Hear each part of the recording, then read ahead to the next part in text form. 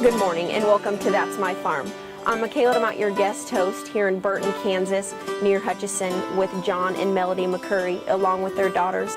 Buckle your gate! All right. Stay with us to hear about the history, the future, and the current practices of this ranch, along with John's involvement in the industry.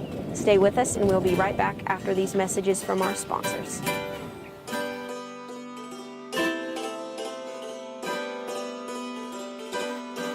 Closed captioning brought to you by Ag Promo Source. Together we grow. Learn more at agpromosource.com. That's My Farm is brought to you in part by Tallgrass Commodities. Big enough to serve, small enough to care.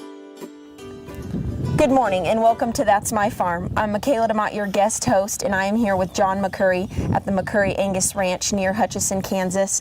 So to start off, John, tell me a little bit about the history and the background of the ranch. McCurry, the family, we've got a long-standing history. My grandpa was actually one of the original 5 McCurry brothers that started raising Angus cattle in 1928, and he himself was a second-generation Angus breeder, and so that makes myself a 4th generation and my daughter's the 5th McCurrys to raise Angus cattle. This particular family operation started in the marriage of my 2 parents in 1977. Both of them were both 3rd-generation Angus breeders. My mom grew up in Tennessee. Her dad served on the National Board of Directors from 72 to 78.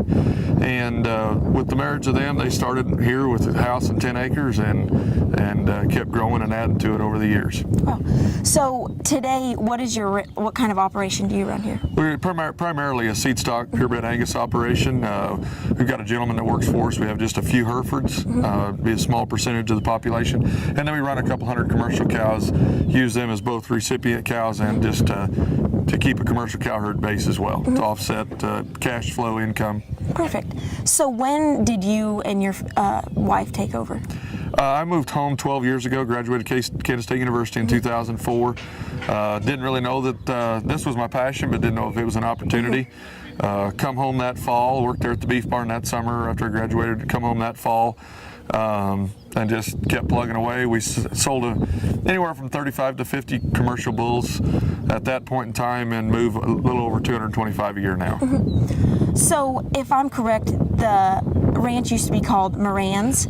Tell me a little bit about that history with that name. When Mom and Dad were married, they were looking for an identity of their own, and there's a tablet in the office and a desk that it's got all the scribblings of the ideas that they were thinking. At the time, they come up with Moran's. It'd just be dropping the Y off Mary and Andy, and we transitioned that a year after I got home to home of Moran's Angus, McCurry Angus Ranch, and then pretty well now we just go by the identity of McCurry Angus Ranch. Okay. So you mentioned that you didn't really know this was your passion until later on in life. So what kind of was your childhood like, and when did you kind of decide you? Well, Angus has always been what I lived and breathed, and it was just a matter of whether you can make it work economically. When growing up here, it was my sister and my parents, and it was a small family operation. As we kind of joke around, it was an overgrown 4-H project that kind of got to the point where you had to do something with it to make it pay, instead of just being a hobby. So, we kept expanding, but when I was a senior in college, I bought 100 commercial cows, put embryos in those females so that those cows were calving when actually I got home from school. So that kind of catapulted us forward in terms of volume and numbers, taking older cows and propagating those genetics. At the same time, I knew I wanted to do this, but there's a couple leases that come along in terms of sizable acres that also allowed us to expand to make this a full-time operation. Great, thank you. We will be right back after these messages from our sponsors. Sure Crop Fertilizers was started by my father, Don Sherman, and my mother, Shirley Sherman. Family business that started in the 80s. We predominantly focus on plant nutrients and what we can do to give growers better responses with the fertilizer dollars that they do, and what we can do to make those things work better for the grower. We're based out of Seneca, Kansas. We work with growers in their soil analysis to figure out what they need, and then we can put those in a blend that gives them the best results, and so that we can deliver that direct to their farm so that they have those nutrients where they need them, when they need them, and so that they can apply them in a manner that's very efficient to them and works well on their planting systems and what they're doing. Sure Crop Fertilizers has been around for a long time. We always say we're We're big enough to take care of everything you need, but yet we're small enough to do it quickly. You can get a hold of us at 1-800-635-4743. Our website is surecropfertilizers.com. And you can always email me at Corey@surecropfertilizers.com. And with any questions you have, we'll be glad to answer it and work with you. Tarwater Farm and Home has been family owned and operated since its beginning in 1978. What you need for farm and agriculture, lawn and garden, clothing and footwear, and so much more. You'll be surprised at what you'll find in this huge store. They have what you need and lots of it. So come take a look. You'll discover that customer service is first and foremost. Always has been with the Tarwaters. Tarwater Farm and Home, 4107 North Topeka Boulevard. That's My Farm is brought to you in part by Tallgrass Commodities. Big enough to serve, small enough to care. Good morning and welcome back to That's My Farm. I'm Michaela DeMott, your guest host, and I'm here with John McCurry. And first off, John, what are some of the logistics behind your herd operation? This is where we're at today is the headquarters where my parents live. They moved here in 1977 as, again, renters on 10 acres. There's not quite 1,000 acres right here around where we're at here today, broke up into little parcels of improved grasses where we both winter cows and put up hay. We have since leased two sizable operations, one in Strong City and one in Fall River. The Strong City location is where houses our fall calving cows there year round. Those cows will actually, it's kind of a unique situation. We give those cows 10 acres to the cow. We go to grass with those fall-born calves and don't wean until they're 10 months of age to utilize both the grass and the milk performance. And I think it also does a better job of developing our bulls into a hardier environment. I think those bulls, it keeps them out of a feeding environment, keeps them crawling on the rocks and in large acre situations. The Fall River location is strictly a spring calving outfit. We go 7 acres to the cow there, but it's just a 6-month lease, just summer grazing. We bring those cows back here to crop residue or wheat pasture, cover crops in the fall. We do have some grass here, obviously not near the scale, just north of us in the Sandhills here around Burton. We're in the 6 and 7 acre stocking rate on those cows. Again, just a 6-month grazing period. Great. What are some of the technologies you've incorporated here? We've tried to grasp as many technologies, just trying to stay on the forefront. Obviously, extensive AI, embryo work, but more recently, the last 4 years have done 50K data through Zoetis and through the American Angus Association. So at this point in time, throughout the last year, we have DNA'd every cow that we have in our possession. So the bulls that sold in this year's bull sale were 2 generations of Zoetis 50K. So kind of to go off of that bull sale, tell me a little bit about that. Our bull sale is the second Thursday in March, and this was our 5th one. We've been selling bulls for private treaty for 35 years previously, but moved to a live auction just more or less efficiency for multiple different reasons, and it was good. We had fed 400 people, had an unbelievable crowd, almost doubled our buyers in terms of volume of buyers this last year. The female market was strong. It was a very good sale. Perfect. What environment do you sell your bulls in at your bull sale? Well, not knowing whether the bull sale, when we launched it was going to be a success or not, we just used a machine shed and went with the video auction. We sell our bulls by sire group, and in those sire groups are both spring and fall-born bulls, so it was going to be an undertaking, to say the least, to get bulls in and out of a ring, keeping them separate and then getting them pinned back. So we chose the video auction. So we actually sell the bulls off of TV and use Superior Livestock, Superior Productions as our internet bidding base. You can either call in or click to bid.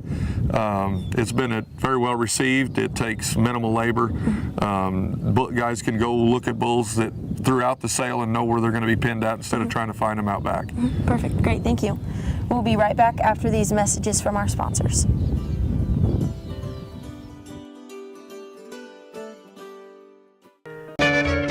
Ag Promo Source is a unique group of marketing specialists with one mission: help your ag business grow. Each affiliate has their own area of expertise, and they work together to bring you advice, products, and services. To get started, visit agpromosource.com. Ag Promo Source. Together we grow.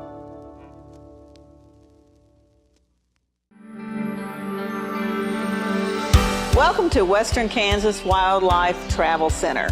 right here in Oakley, Kansas on I-70 at exit 76. I-70, after all, is America's main street, and we're right here on Main Street for you. Now that I'm an Oakley resident, I still come in almost every day, and I sit and listen to the conversations of the people around me. You know, the guys who are talking about the big elk they just bagged, or the folks who are taking their kid to college for the first time. People just traveling up and down the highway. Real people, just like you and me. And they find just what I find here, real people to serve them. There's history, there's scenery. We hope you'll stop and see us soon. Welcome to Oakley.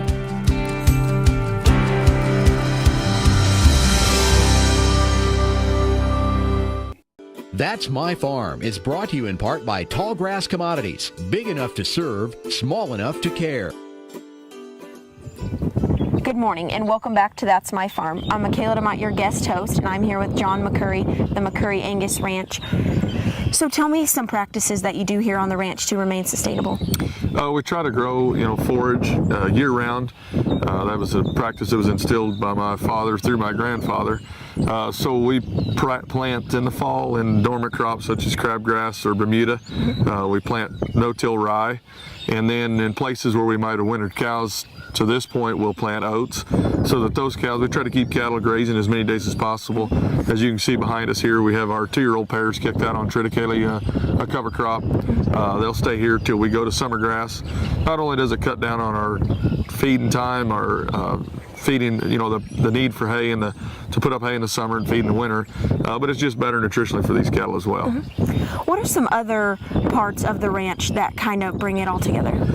We've taken on, we do hay, and I guess it started out as our own. We do some custom work, kind of start growing into more for neighbors, do a lot of hay on shares. That allows us to access more acres, so we don't have to use our acres for hay production necessarily. We can go use our machinery and put up hay on shares with neighbors or other ranchers. Other tools we use on a daily basis would be, we do have a little string of horses. We're raising a few colts now.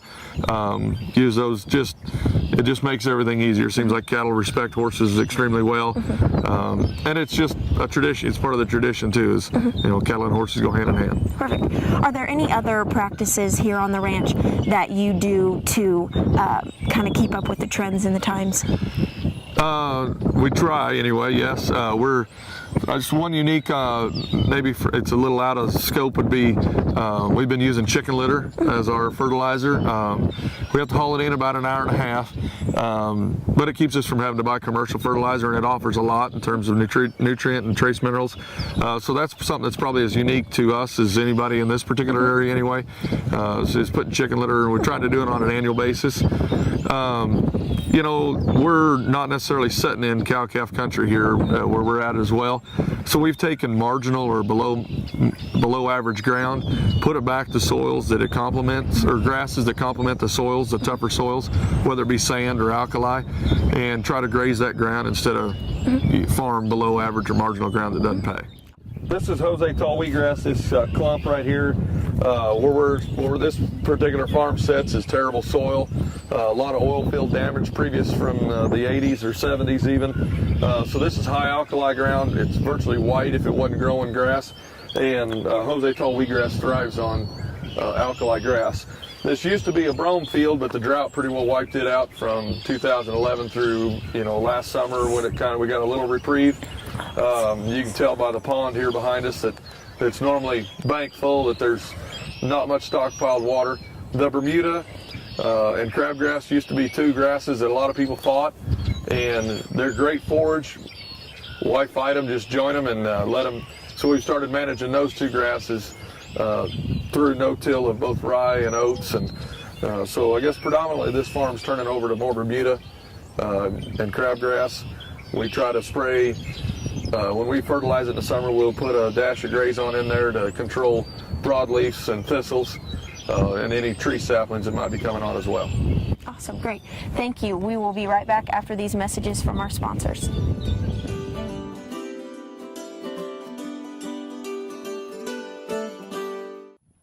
Healthy cow.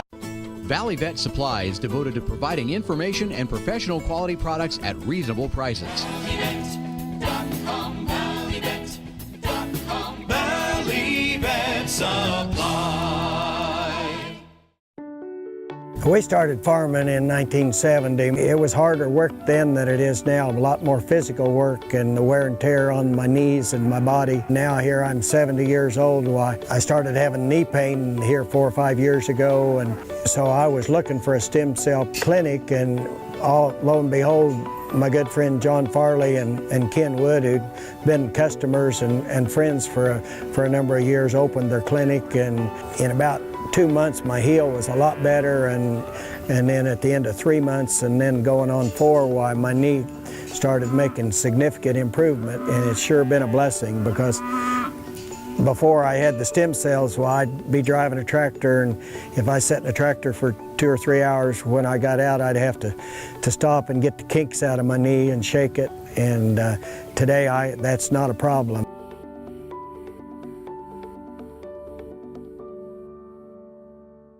Farm is brought to you in part by Tallgrass Commodities, big enough to serve, small enough to care. Good morning and welcome back to That's My Farm. I'm Michaela DeMott, your guest host, and I'm here with John McCurry at the McCurry Angus Ranch. John, how have you seen the ranch evolve over the years since you were a kid? Like I said earlier in one of the earlier segments, it was more of an overgrown 4-H project. Sister and I, parents each bought us a cow when we were infants. They just naturally progress and you get more of them.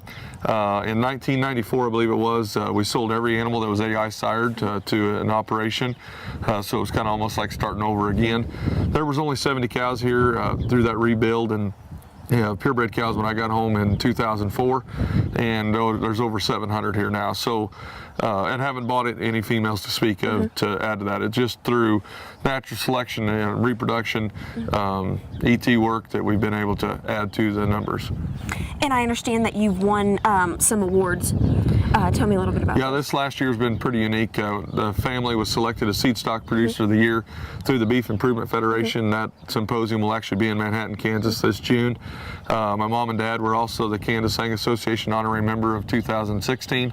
So it's been pretty neat and pretty humbling to have those 2 awards last year. Awesome. So since over the years, since it's evolved, what are some trends and fads you've seen? Yeah, through all livestock businesses and industries, there's always fads and trends. A lot of them aren't good. It's something to market cattle on. It's something that hang your hat on for a little bit. Our philosophy for generations, and this was instilled in me by both my grandparents, was stay in the middle. Breed good cattle that are sound, good looking, plenty of muscle, maternal characteristics, because the pendulum swings through the center twice as often as it does from end to end. So that's always been our breeding philosophy, is stay in the middle, use sound practices when we're selecting our AI sires, and we try to do diligent work in terms of our AI sire selection. We try to use very highly proven bulls. This last year's bull sale would have had Keneally Thunder, Keneally Confidence, SAV Bismarck, SAV Brilliance, SAV Resource would have been, just to name a few of the biggest sire groups we had to offer. What's your involvement in the industry? Throughout the industry, I just try to be involved and give back. I was on the National Junior Angus Association Board of Directors. I've been a member of the American Angus Association my whole life. I try to be an active member through our national conference in the fall. Serve on the Harvey County Farm Bureau, where most of our grass is around home here, even though we live in Reno County. I'm the Reno County Chairman of the Kansas Livestock Association, trying to be very active in that organization. They do a great job, both organizations, of lobbying for agricultural interests.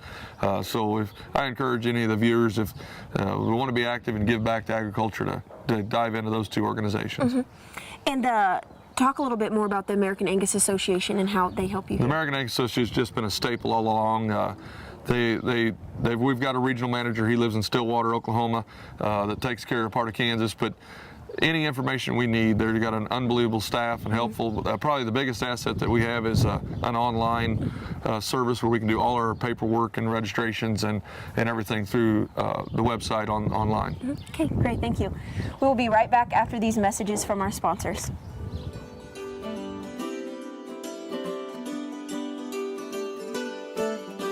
Welcome to our Bar B, 8,000 plus square feet Western store with something for everyone in the family. We have boots, belts, hats, jeans, anything you could want to outfit you and your horse. Come visit our line of saddles. We have 400 plus new and used saddles in stock. We offer tack, grooming supplies, headstalls, breast collars, you name it, we've got it for you and your horse. That's our Bar B, 1 mile east of Highway 4 on Northeast 39th. Our Bar B, where Western is a way of life. As fourth-generation farmers themselves, Heinen Brothers Ag Service understands the risk and rewards of farming. So when it comes to quality aerial and ground application, fertilizer, ag chemicals, and anhydrous ammonia, call Heinen Brothers Ag today, 800-760-4964. I'm Sarah, and this is my husband, Travis.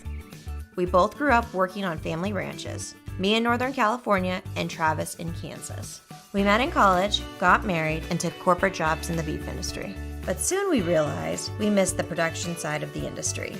So we made the daring move to start our own cattle business in southeast Kansas, while also starting our family.